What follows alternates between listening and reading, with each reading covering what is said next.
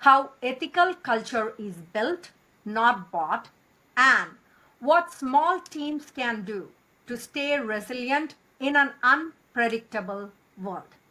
So, whether you're a founder, an executive, or someone dealing with workplace challenges, this conversation has something for you. It was deeply personal, I would say. You know, humans, I think we all recognize are at the heart of any organization, but we also know that employees are often afraid of departments like HR, compliance, and in some cases, even their own managers, especially when there's a cultural issue in a company, there's a Yes. fear of retaliation, or they're victims of harassment, bullying, or some other workplace concern. So, you know, we've all heard that phrase, HR is not your friend, and I don't like it, but sometimes people do feel that way.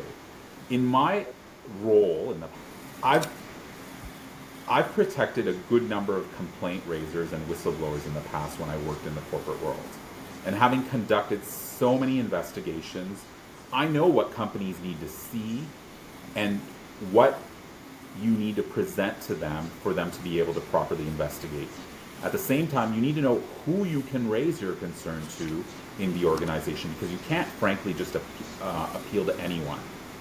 Believe it or not, at the same time, once in my career, I was also harassed and discriminated against, and that too when I was very senior in a corporate role.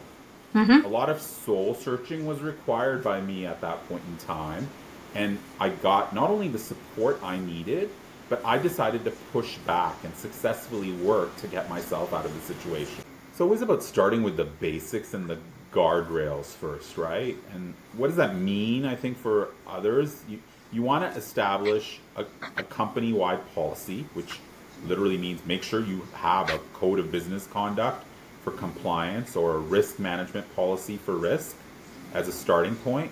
And then make sure, like we were talking about earlier, that relevant employees are aware of the existence of those documents and educated about them. After you've kind of set those basics out, then you have to start engaging with the senior most leaders of each business area to identify where their compliance and other business risks arise and how can you support it. So, as we are wrapping up, if there is one piece of advice you want every organization to take seriously about governance, what would that be?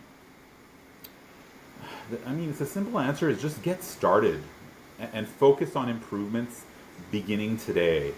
Like I was saying to you about SAP, when I worked there, you know, they didn't formally establish a compliance department until 2007. And if you think about the history of that organization, they already had tens of thousands of employees at that stage.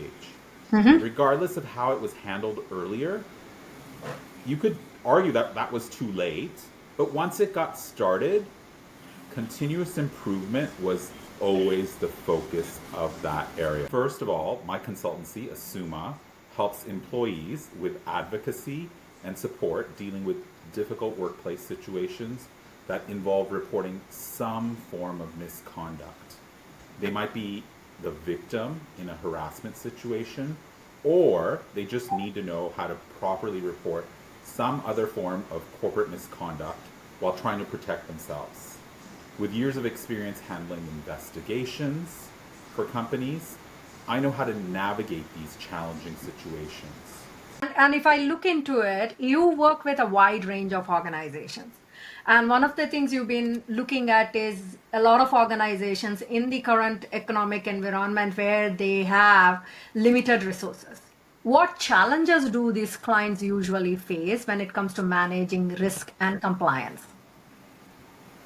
Good question again. It's really simple. Regardless of the size of a business, there's always a limited amount of resources to tackle all the different challenges and departmental needs that exist in that company or organization. When it's smaller and growing, let's be honest that risk and compliance function often takes a back seat to needs in obviously a sales organization. You want to, again, be able to grow the company.